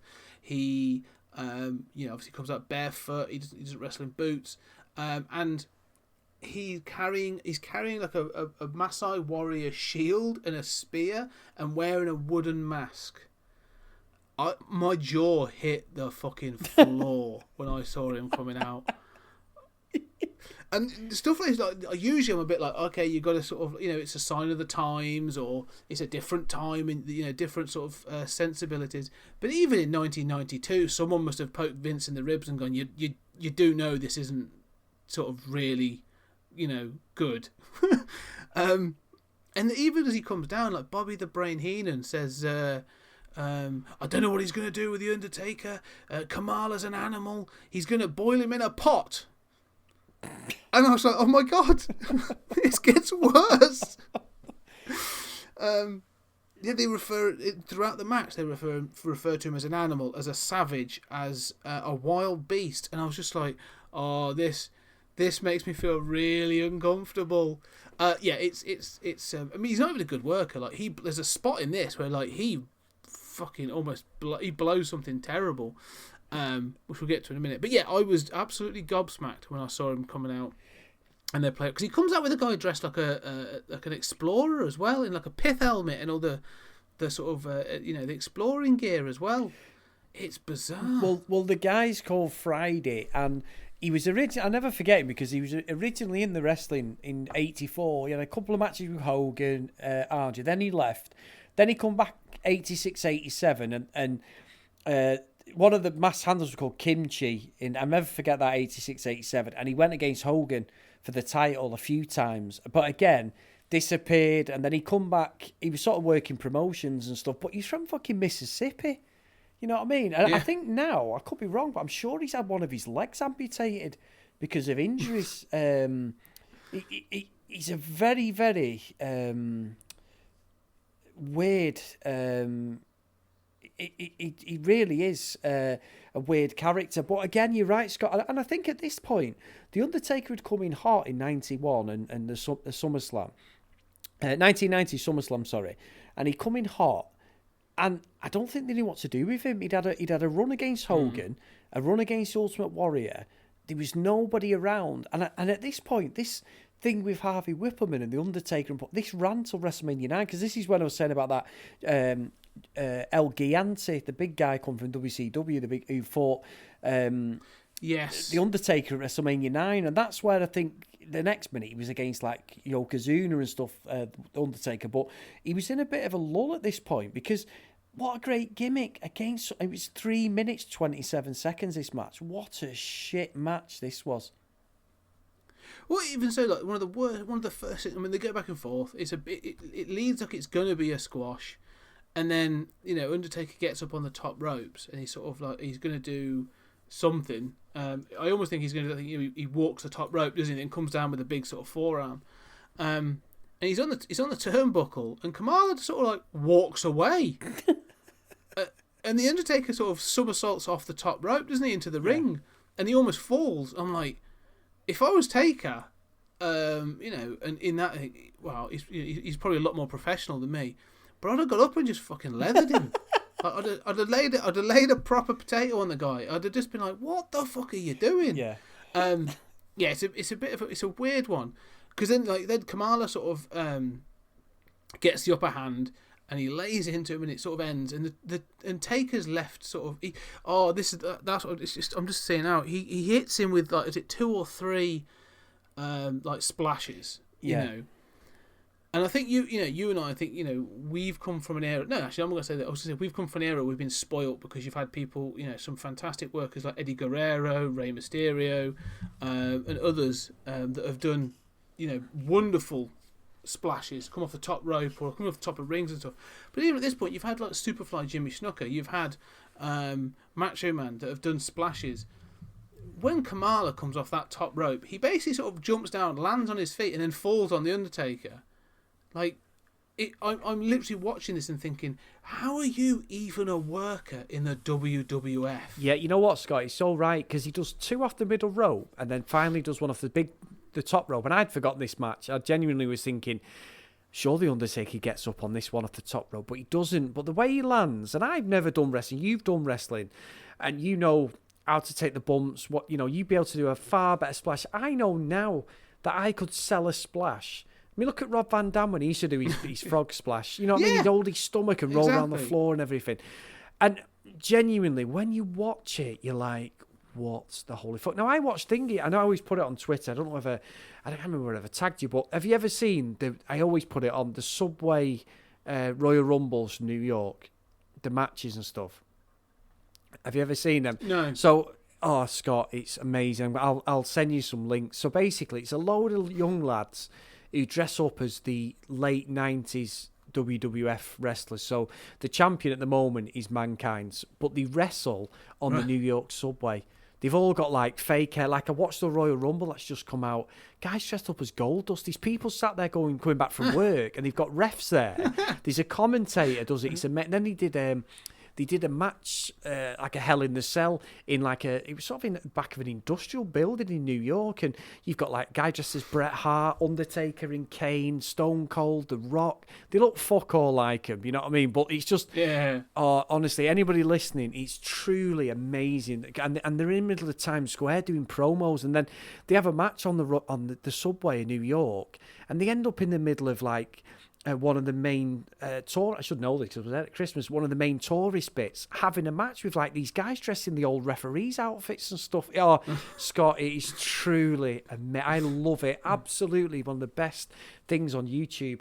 Them guys, one of them does the other day a frog splash, an Eddie Guerrero frog splash from about 4 foot away. He stands on one of the seats on the New York subway and does a frog splash to the guys near the door. He must be 4 feet away, but he even does the the knees into the stomach movement. Eddie does, and that looked fucking ace. And they're selling like fuck. And you're watching Kamala here. You're right, Scott. He's fucking dreadful. How Vince McMahon accepted this sort of gimmick, I do not know, because he's a really, really bad worker. Oh, he's dreadful. Like he's dangerously bad at some points. Like I was baffled. I was like, oh, and I wanted to check. Like, okay, because Kamala's always been in my head. It's a bit like there's been a few. Is it like Papa Shango and a few other sort of like high profile sort of like black guys that have been workers and stuff that I always remember. I was thinking maybe Kamala didn't last as long as I think he did. No, he was around for a while. A lot longer than I think he really deserved to be. I don't know what he did after WWF, but yeah, it's this match and the ending as well. Jesus Christ, is awful. Again, like it ends with DQ. The Undertaker wins by disqualification because it goes out of the ring and does stuff, and then you get the only best bit, and you actually sent this to me earlier on. The best bit of this match is he's hitting with these dreadful splashes. And he leaves the ring thinking like he's lost the match. Kamala thinks he's lost the match, but he's won the battle kind of thing, having sort of knocked down the Undertaker. And you get all this stuff of like Bobby the Brain and Vince McMahon as commentators are saying like he's out, he's taken out Undertaker, and then he sits bolt up because Paul Bearer's raising the urn and all this other stuff, and he sits bolt upright. And the only thing is Kamala's reaction is priceless, but that's about it. Yeah, well, what's interesting, Scott, is I know obviously it's all storylines, but they play up the Undertaker's winning streak. We know it's all premeditated. We know he has some amazing matches. This is a fucking stretch to call this a victory. It's probably one of the worst matches I've ever seen at any WrestleMania. Or SummerSlam, sorry. Or any event. It's a dreadful. I mean, Mark Galloway, the Undertaker, he's renowned as being sort of what they call like a locker room leader, isn't he? He's one of the generals backstage. Like he keeps people in line and all this other stuff. And he has been known to sort of like when things have gone pear shaped and stuff, he's called people out on it and all this other stuff. Like I don't know what his position really was at this point in his career in the locker room. But I get the feeling like if this was 5 years later, like he'd have probably ripped Kamala's head off backstage. And like, what are you playing at? And coincidentally, Scott, did you see the promo we did on Monday Night Raw the other day? On AJ Styles, yes. The badass is back by the looks of it. Yeah, I'm hoping, because he's it sounds bad, but he's getting on a bit in years now, and he's sort of like, I don't want to have that image of the Undertaker tarnished. So if he was to go out though as the American badass, I'd be happy with that. I loved that gimmick. Yeah, that sort of. What was that, like 2001? Yeah, he came back, didn't he? And he totally changed. I remember him coming in, saving The Rock. He was on his bike, wasn't he? Because he had this build-up for weeks. He weren't sure who it was. And then he says something that someone pulled it off. The people are great, aren't they, online? But someone pulled it off YouTube. He says in that promo, "I'll make you famous." Well, he says the same thing to Triple H in one of the Raws. They were arguing with each other face-to-face. So that's obviously what he's going back to, hopefully. Yeah, well, I was going to say, we're going miles off, years off now, but I love it. It was, that whole, when he was the American Badass, that sort of, for some reason, of all the Undertakers, I don't know why, I really like that gimmick. And the whole I'll make you famous, because I remember he had a short run with DDP as well, didn't he? Of his wife, Sarah. Where Sarah was someone was stalking her and all this other stuff, and they came out, they didn't know who it was, and he came out to the ring wearing a mask, and then sort of he peeled off his balaclava, and it was DDP. And stuff like that. It's silly, but I loved all that. And I literally, we've been talking about the WWE Network. One of the first matches I went and watched was Undertaker in his badass gimmicks. I think it was 2002, March 2002. Him versus Jeff Hardy in a ladder match on Raw, and it's outstanding. Like, Jeff Hardy is doing all this crazy stuff. Taker's at sort of like really going for it, and it's about respect, and sort of the end of it. So Taker's the champion as well, and at the end of it, sort of like Jeff Hardy screams to him like, "I'm still standing," and the Taker just goes into the ring as if he's going to deck him one last time, and then just just pulls him up, holds him up as like, now you've earned my respect. And you're like, oh man, this is So I'm looking forward to seeing what he does with the him and AJ could do some good stuff. I think. Yeah, I agree. I think it'll work well. AJ's, and again, you mentioned DDP, Scott. I know you've dusted him off, but obviously my shoulder injury is stopping me at the moment. But I love DDP yoga, and AJ's a big advocate of DDP yoga. That's what he does as well as his weights conditioning and that. So I think that'll be a great match. He's in good condition, AJ Styles. He is, yeah, he's a great worker as well. So I'm looking forward to see where that goes. Right, so yeah, it shows though that we actually talked about Undertaker and what he's doing now and in other years rather than the match. So that sort of goes to show how shit that match is. Well, the old adage is most of Undertaker's matches, his fucking entrance is longer than the matches, and it was on this one. My God! But anyway, yeah, you're right. So we come to the real main event, like the big finish of the show, and sort of like it's been built up. Obviously, this is in England, so who else other than British Bulldog to be the head of the card? And so you have British Bulldog versus Bret Hart for the Intercontinental Championship. Now, before we get to the match, you have a promo, because part of the angle is that Bret Hart obviously came up with the Hart, boys.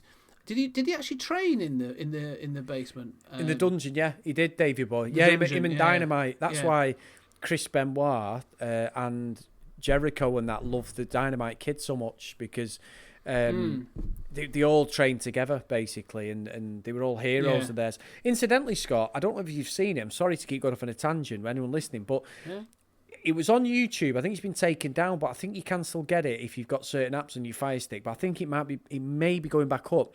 Vice have done a part 1 and 2 on Chris Benoit, his final basic weeks. Yes. Oh. Was it called The Dark Side of the Ring? Yeah, I've watched literally the first episode, and it bloody went off, didn't it? 10 minutes from the end, I went away, come back, and it got took down. But I tell you what, you've got to watch it, Scott. It's absolutely... Is it good? They've got a wrestler, an indie wrestler at the moment, who they do like a... He plays Benoit when they're doing certain spots, but he's all like blurred out, so he goes on the top rope and everything.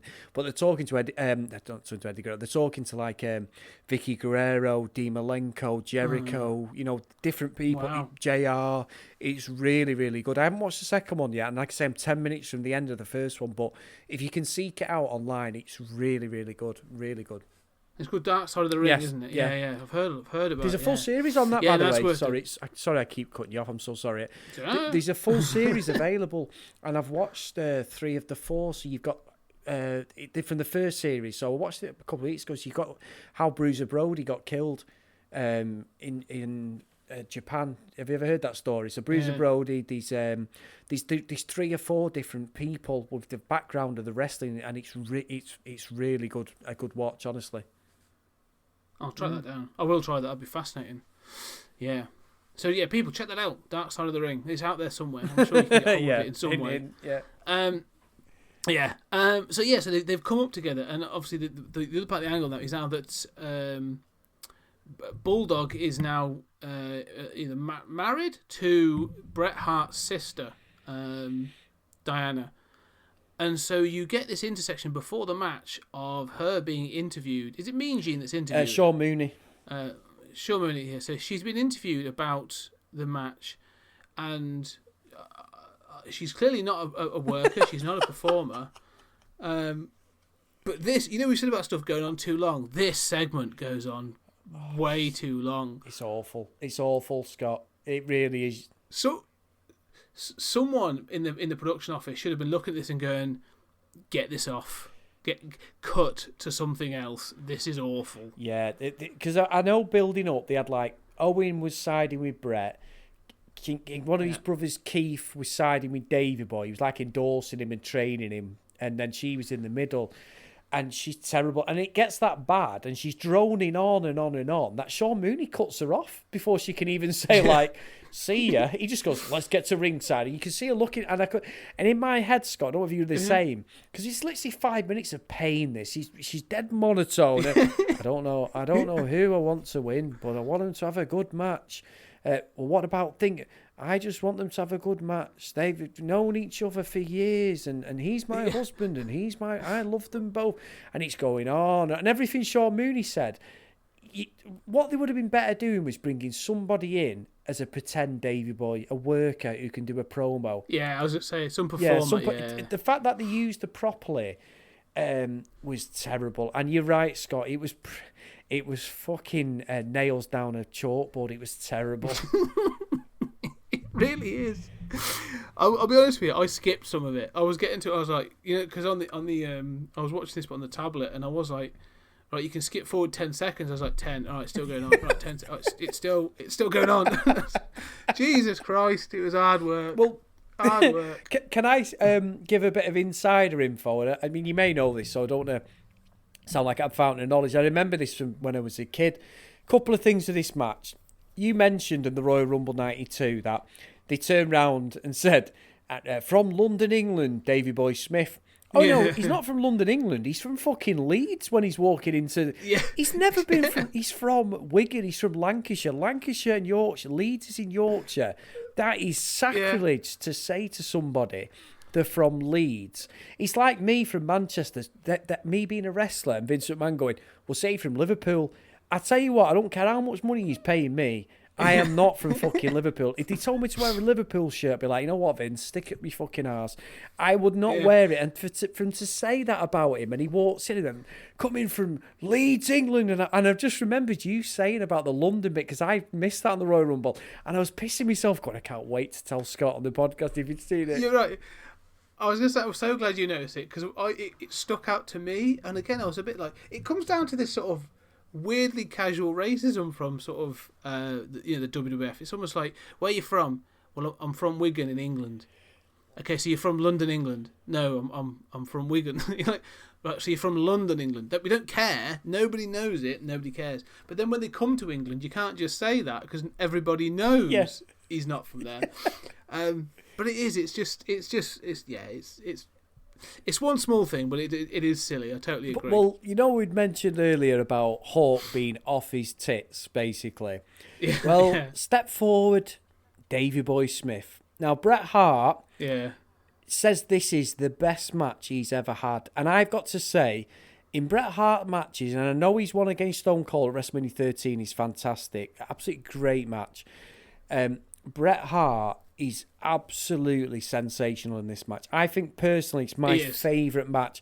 He had to call this whole match on the fly because Davy Boy, again, like Hawk, was unattainable for literally 24 hours before this match, and they had to literally put him in a hotel because he was coked out of his fucking eyeballs, Scott. And when they were doing the match, he lost it completely. He lost 2 or 3 spots there. He didn't have a clue what he was doing. That's why he took a lot of punishment, because Bret had to control that match because he didn't have a clue what day it was. And I think looking back, that is so irresponsible. It is the responsibility of carrying the main event, and there's only certain wrestlers can do that, like a Hogan or whatever. They know what to do. People can slate Hogan for his 5-move specials, John Cena, whatever.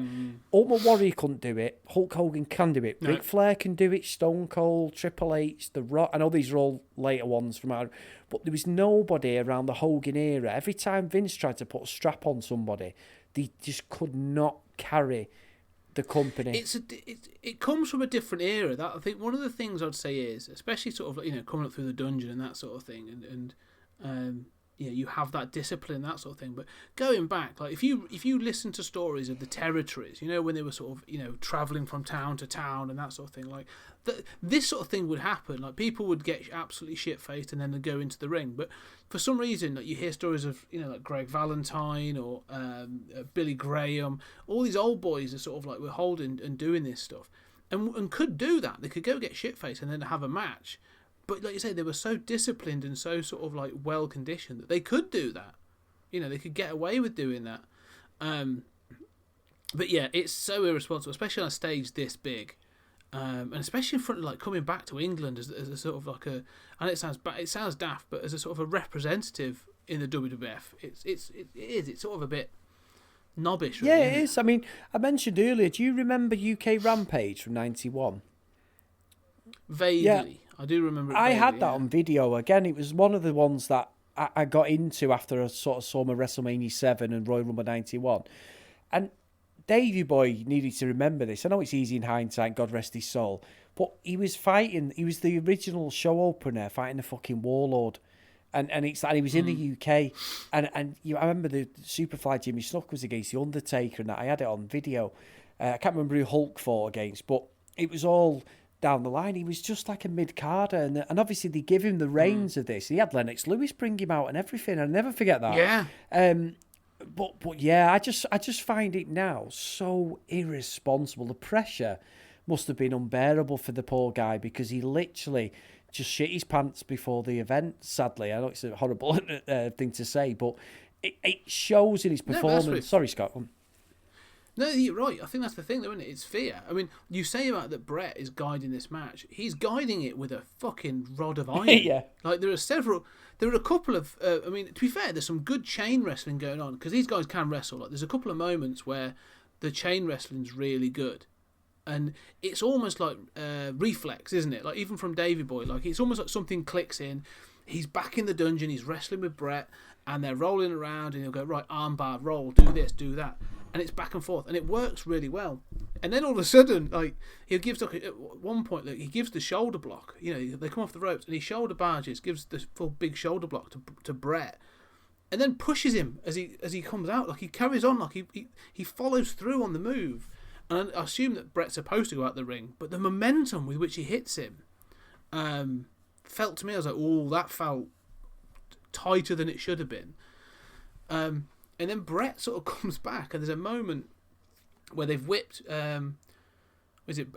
Bulldog whips Brett into the corner, and he's running in, and Brett comes up with a big boot, like he gets his boot up, and he kicks Bulldog in the face, and I'm like, shit, he must have broke his jaw, like he proper leathers him, and Bulldog goes down, and I was just like, right, that's him teaching him a lesson, that's him a bit like, you know, get your shit in order inside this ring. Scott, you're right. That was, like you said, a potato. A potato's where they hit someone stiff like a real punch, don't they? They lay I'm on glad you said that, and I apologise, actually, anyone listening who's been going mad. It wasn't the Ultimate Warrior with Macho Man. It was, when I said about gorilla pressing, it was Davey Boy twice gorilla pressed Brett, and the second time's when he fell back into the ropes because he was out of it, and Brett ends up getting tangled and holding his bollocks, and he looks like he's genuinely hurt. He doesn't look like he's... No, I think I he think he did. I think he did. And then Davey Boy starts just fucking throwing him in and out of the ring, and you're like, you bastard. You know what I mean? But he did. Yeah. He genuinely missed that spot because he's tripped up on himself. I think there's a couple of others, because there's a couple of others where they're doing like the chain wrestling. There's a moment where they're doing the sort of rolling like back and forth for some of the pins, and it almost feels at one point like Brett is pushing Davey Boy a little bit too much, and so there's a few moments of that where you do think like, I knew he was at, you know, I'd heard the story, but like you say, watching it back, there was definite nerves on his face as he walks down to the ring as well. But yeah, from the moment that Brett kicks him in the face, I was a bit like, that must have woken him up. Like, that must have done. You know what though, Scott? I tell you what, there was a move Brett did I have never seen anybody do before or since, and I thought it was outstanding. Where Davey Boy was on the ropes, and he did this sort of move where he sort of come over the top rope, and I can't describe what he did, but I've never seen a move. I remember Vince McMahon going, "Oh my God, what a move! I've never seen it." And I have genuine. I don't know if you sort of. I can't even describe what the move was. It was almost like a Stone Cold Stunner into. I just can't describe what he did, but I thought it was amazing. Is it the one he does it? Is it one he took and he does it into like a roll up sort of? No, he ends up on the outside. He ends up on the. I can't remember. It was about 10 minutes into the match, and I made a note of it, but I should have watched it again. But honestly, Scott, I'd have to go and watch it again. But I just thought I was in awe, thinking, "Wow, that is fucking brilliant." It was a great move. Oh, and this match, you know, it's funny because there's almost like I'm not going to say a rewriting of history, but there's a view held by some that Bret Hart is actually, you know, although very talented, is actually a very boring wrestler. But I think watching a match like this, you can see like how meticulous and how talented the guy is. Like, I don't think he's boring at all. I just think that to watch him is to watch a real technician. Like, I kind of miss, when you sort of like, if you had those dream matches, like, if you could pick a person from one era and have them wrestle in their peak, wrestle with somebody else in their peak, that sort of thing. For me, I always thought, like, I would love to have seen like Bret Hart at his peak around this period wrestle Kurt Angle, in that sort of early 2000s when he was at his peak. Because I think like they're just those guys that were so good, so sort of like ring technicians of the highest caliber, and it shows in this match. Like, that guy is never off. Like, throughout this match, like, he's on the entire time. And there were so many times, like I say, that the technical wrestling ability on display is incredible, and just the sort of the ring awareness it's Brett. Well, I say you could probably take Davey Boy out of this match, and Brett would just sort of work it on his own. It would probably be fine. Yeah, it's true. And Brett sort of plays a bit of a heel, doesn't he, at different points in the match, because they're all booing because Davey Boy's getting a kick in. I agree completely. I honestly think, and genuinely, Scott, I know we've still got the WWE Network, both of us at the moment. If you get chance, please watch, unless you've already watched it, the Broken Skull sessions with between the Hitman. It's on my list. Please watch it. It's fantastic the way they break down. Talk about the careers in that, because the Hitman still goes hard in the paint on Goldberg because he gave him the concussion that made him retire and stuff. And he says he was a dangerous worker, but he talks very candidly about people like Vader being like terrible. He avoided a run with Vader because he was always going to get injured when he fought that guy, because he just didn't have a... And he says about, like, I always made sure I never injured the people I was wrestling with. But they actually break down WrestleMania 13, match him and Stone Cold, and honestly... just as scientifically the way they talk. I honestly, my respect. I know Brett. They always say about him, man. He's always whinging and moaning, and I still say to this day, the Montreal Screwjob, he was in on it. I don't care what anybody says. I genuinely believe that he knew that was going down. However, I'm not necessarily saying I agree with everything that happened afterwards and all that stuff. I know that wasn't right, but I still think he knew there was a work coming, because he was being as awkward to them as they were to him. However, just to watch that as a spectacle and as a person and as a wrestler, and the way he says, like, I always give my opponent that one where he runs headfirst into the ropes, which he did with Davey Boy, and he runs into the top turnbuckle. I said, and that's a bit of respect, as if to say, you can have your spot now and give me a kick in. He said, but I always made sure that nobody was ever injured. And Stone Cold laughs and goes, I can't say the same. I'm sure these people out there said I was a bit too... stiff, because they always say Jericho's really stiff. Jericho's one of the worst for being stiff, apparently. Oh, really? I can imagine that. I don't know. He seems like but I can imagine Bret Hart being sort of, well, you can see it in this, flicking between keeping it light and then sort of laying in that sort of like stiff when it needs to be, because some of it holds. Again, like in this, when he's when they're sort of that's the bit, like there's a bit where he sort of I really like, and it sort of shows. Again, the talent of Bulldog as well, because he might have been off his face a bit, but there was moments in this where he does shine, and he has got him he's got him in that, he's got him as a grip. They've had like this armbar sort of exchange going on, and he gorilla presses him, and then he does something else, and Brett sort of like flips or rolls to get out of it, and Bulldog doesn't let go, and he sort of maintains that armbar and stuff, and that whole exchange. And because he does the sort of all the other roles and stuff is really good, and it shows that, like, Bulldog's got the talent, and I think, like you say, if he'd have had more confidence, this could have been, because this won Match of the Year. I think it was Wrestling Sports Illustrated. Some people sort of consider this like Match of the Year, and it's good. It's got real moments that I think between both of them, and it's one of those that you do think, like, well, if Bulldog was a little bit more switched on, this could have been even better. It's a good finish. I was pumped throughout all of this. I really enjoyed it. In fact, I probably would sit back and watch this match again as a sort of a display of technical ability, and some of those. I'm curious to go back and see the move I can't remember that Brett did, that you've described. Oh yeah, I'll have to find it, Scott. I apologise. I should have been researching, but genuinely, I've never seen a move like it. You might have seen it. I don't think I've ever seen that move before. I just thought it was amazing. Yeah, it's a great match. It's a great finish. The finish is fine. It's a clean finish, and which is exactly what it should be. And then it's a really good end to the pay-per-view for a pay-per-view that's been a little bit disappointing, if I'm perfectly honest. It has a really nice, clean finish, and I think that last match is sort of saves it to some extent. Yeah, the one thing I would say, Scott, obviously Davey Boy was always going to win that, and originally, apparently, when they decided they were going to do it at Wembley, the original idea was for the Hitman to lose to Shawn Michaels. But when they went to the UK, that's why they put the strap on Davey Boy, because by the October, Shawn Michaels had beaten Davey Boy on a normal Saturday night's main event type thing, like just a normal house show, really. It was televised, but it wasn't a SummerSlam, and he dropped the belt to him. So I can understand it. It's great PR. I remember Davey Boy was on everything at the time. He was on all the TV stuff. It's probably why he ended up sort of shitting the bed with going overboard with the coke and everything. He probably he probably absolutely mentally exhausted and physically, probably not sleeping and stuff.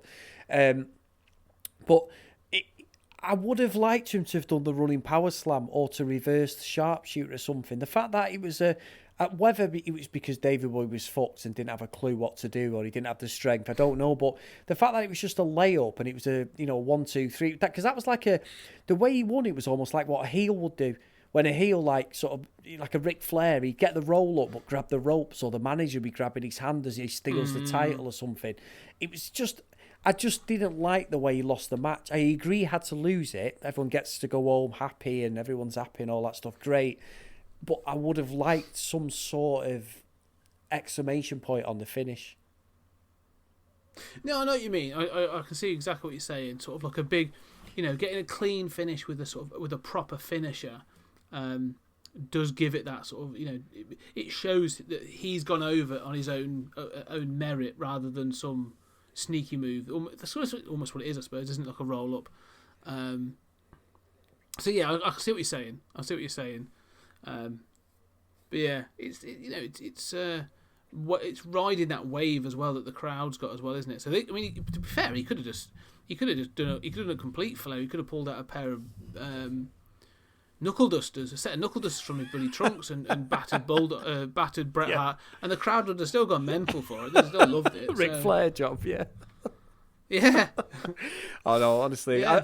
I think I agree though, Scott. I think watching that match is one of the best matches I've seen in a long time. I forgot how good it was. It's a cracking match. It's 25 minutes long, and it's worth every single minute. I think Bret does such a good job carrying him and stuff. It's so good.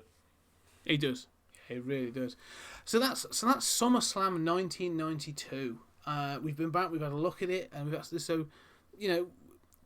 of the three events we've looked at now. What sort of was your favourite? Just as a quick roundup. So we had WrestleMania 14, we did Royal Rumble 92, and we did SummerSlam 92. I think individual matches, Hitman v Bulldog, brilliant, and also Stone Cold v Shawn Michaels, absolutely loved it. I loved that match so much because it meant it was like a realism side to wrestling came back for me. I still believed in that angle, and why I believe Stone Cold could beat Mike Tyson up, I still don't know. And I was 19. It wasn't like I was 12 when this was on. I was absolutely 19 and just got engaged and stuff, so what an idiot. But anyway, as an overall product, I love the Royal Rumbles. The Royal Rumbles are just, what I love more than anything, Scott, is when a surprise entrant comes in but I mean, I remember when Devon Dudley come in a couple of years ago from nowhere. He was in TNA as, Bubba, what's he called? He was like a bad guy, in TNA, like against Hogan all the time and stuff. And he came in from nowhere as Devon Dudley, and the crowd go crazy, and he was only in it for about 5 or 10 minutes. But I love the Royal Rumbles. The Royal Rumbles are just something I love. I love that sort of, oh my God, he's just come back and that. As an overall event, this was good, but I think unfortunately, because they had to move stuff around like a jigsaw, too many of the mid-card and real shit matches. I mean, Undertaker should never have been before Davey Boy. Crush, Repo Man, they should have all been at the top. And as they said, what I think they should have had was Legion of Doom v Money Inc. as a number one contender to face the winner of the Natural Disasters and the Beverly, and you could have had them two matches back to back with Shawn Michaels just before Legion of Doom, and then you would have got into Ultimate Warrior and then the British Bulldog, and that's, I think, if I was booking it, but unfortunately because of what happened with Hawk being absolutely caned, they had to move everything around. So I don't blame anybody. I just think it cheapened it, and I agree with you, Scott. It wasn't as good as what I remembered it. I remember it being like absolutely setting a standard and putting a thing on the map, and it simply wasn't really. No, I agree. I think, looking back at the three events, as you say, sort of the Stone Cold Shawn Michaels was it's good fun. I do enjoy it. I think it's got a good finish. It's got a good angle, and the rest of Mania wasn't too bad. But between the two 92 events, I definitely think Royal Rumble is better. It's head and shoulders above SummerSlam. Looking back at it, the whole lead up of Flair sort of surviving the whole Rumble, all the entrants, sort of again the performance of Bulldog and Michaels in that. It's even the sort of like the undercard of that is pretty solid. Like the Roddy Piper match. Despite some holds and stuff, was actually really good fun. Yeah, I honestly think Royal Rumble 92 is. Do you know what? It's even an event I would consider at some point to like going back to. Yes. As an example of how good this era was, I would go back to that event and watch it again. Yeah, I agree. I think you're right. I think the more you say it, the more I agree with that, Scott. I didn't really care much about the undercard, but as a spectacle, just knowing what Flair did, and it was one of the first ones to do it, absolutely loved it. I agree. Totally agree. Excellent. Well, Chris, I'm going to say thank you so much for doing this, doing our sort of a trilogy of wrestling. It seems to have ignited something in you, which I'm always glad to be fanning the flames of fandom. And so you are going to do two things, and I'm holding you to at least one of them. You're injured at the moment. You're out. You're on the sort of out the sidelines. But when you get better, we are going to make sure that you step into between now and summer 2021. You are going to step between the ropes of a wrestling ring. Yes. You are going to have your in-ring debut. So we're going to do that. But the other thing is, you are now going to be doing your own as part of, I don't know what is it? Are you calling it the Comics in Motion Network? I'm not sure what you guys are calling it, but you are doing your own wrestling podcast. Yeah, thank you, Scott. Yeah, honestly, Scott, next year, mate, I'm going to need all the help I'm going to get, because I've got at least another 2 or 3 months of rehab before I can even. I've been lifting weights on my left side, and I'm still training, but I can't do anything. I'm a big DDP yoga advocate, do it daily. I can't even do that, and it's absolutely killing me. I'm like stiff as a board at the moment, but the comeback's always better than the setback, as they say. But no, thank you, and you're going to have to carry me, my friend, because you might have to give me a few potatoes to get me acting gear, but I promise I won't be coming in laced like Hawk or Davey Boy. But no, what's happened is, with you doing this, I did a radio show about 18 months ago. We did the Comics in Motion podcast on there. We used to basically just split the podcast up, bit of editing, threw a load of songs in, and we had like an hour and a half, 2 hour show, depending on what we were reviewing. And then I had this thing called Indie Combat, where I'm a massive UFC fan, as you know. Love the wrestling, boxing.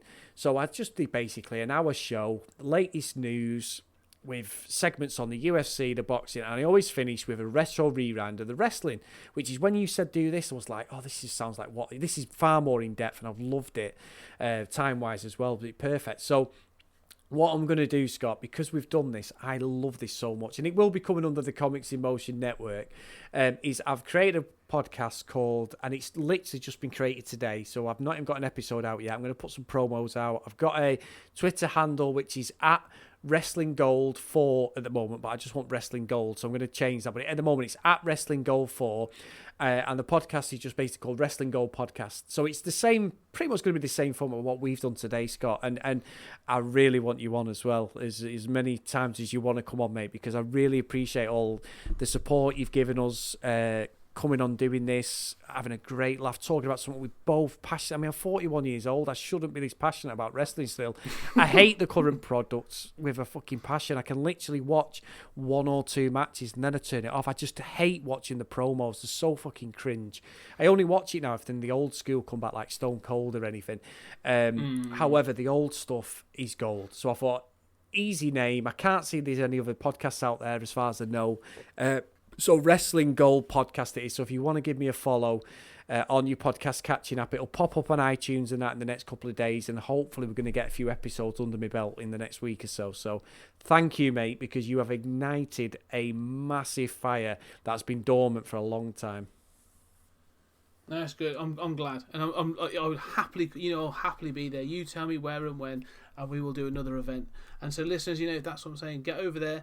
You check out the podcast. Check out the whole Comics in Motion network. They've got a whole bunch of stuff going on. If you like this podcast, you will love what they're doing over there. Comics in Motion. You got Essential, Marvel and DC. Tony Forever's doing indie comics. There's a whole bunch of stuff going on over there. It's absolutely fantastic. So go check all of those podcasts out. But I will be there with bells on, mate. Thank you, mate. And our other podcast is the VHS Strikes Back, where we actually review, and Dave fucking hated it, No Holds Barred, Hulk Hogan as Rip against Tony Tiny Lister, who's Zeus. Oh, fucking loved it. Dave hated it. Well, I'm going to say that one of the things I love about that podcast is it seems to have become like a sparring match between you and Dave now. And just before today, I listened to a wonderful episode of the VHS Strikes Back because Chris, you got to watch the Rocky Horror Picture Show. And I'm not going to spoil it now. But your reaction to that film was priceless. So. Well, Scott, don't you worry, my friend. Wait till you see what we've got next week. Because the reason it's gone down this route is when we did Comics in Motion, Dave is the comic book nerd. He's loved comics all his life. I picked him up now and again as a kid, and I was mainly a Beano and Dandy guy from like the UK. I could never afford the Marvel stuff and DC, even though I love superhero movies and everything. So the idea was, I'm the superhero movie fan, TV show fan. Dave is the comic book nerd, and he always, pretty much 90% of the 120 episodes we've done, he has picked. It's very rare that I get the chance, and I was happy with that because that's the whole idea. Dave's trying to sell me on different things, and he put some right shit in front of me. So when we did the VHS, I said to him, we're having 50%. Well, we've gone down a 30-30 split at the moment. We've basically a listener picks, Dave picks, I picks, and it's my pick this week, Scott. And Dave doesn't know this because this probably won't come out until after we've done it. No.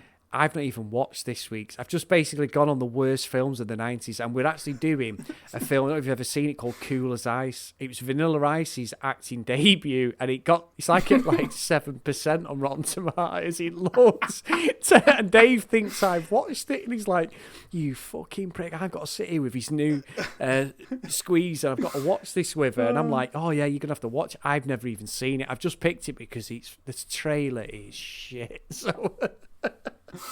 I cannot wait to see that. Out of here to listen to it. That'd be fantastic. See, that's what I love about it. It's just, doing podcasts just we get the in jokes. This is what it's all about. Just sort of like getting in on your own stuff and people enjoying it.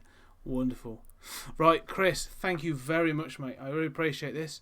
And I'm sure I'll have you back on the show at some point in the future for something Thank else. you, man. Thank you, everyone listening. And I apologise if I've cut you off again, Scott. I'm a right dick when it comes to wrestling. I absolutely just go crazy. I got properly emotional. So thank you. Thanks to everybody who's listened to me now 3 times. I really appreciate it, guys. Thank you. All right. Well, ladies and gentlemen, there you have it. Another great 20th Century Geek episode. Thank you for listening. If you would like to get in contact to suggest topics for future shows or just chat about everything nerdy, you can email me at 20thcenturygeek@gmail.com. That's 20thcenturygeek@gmail.com. Or find me on social media, Twitter, Facebook, or Instagram. Just search for 20th Century Geek. If you would like to support the show, please go on your podcast catcher and leave a 5-star review. I would greatly appreciate it. It raises the show in the ranks and lets more people know about the podcast. If you want to show more support for the podcast, we do have an Amazon wish list. Just go on Amazon and search for 20th Century Geek, and you will find a list of books that will help with research for future podcasts. And don't forget, we love second-hand books in 20th Century Towers. Once again, thank you for listening, and we'll see you next time.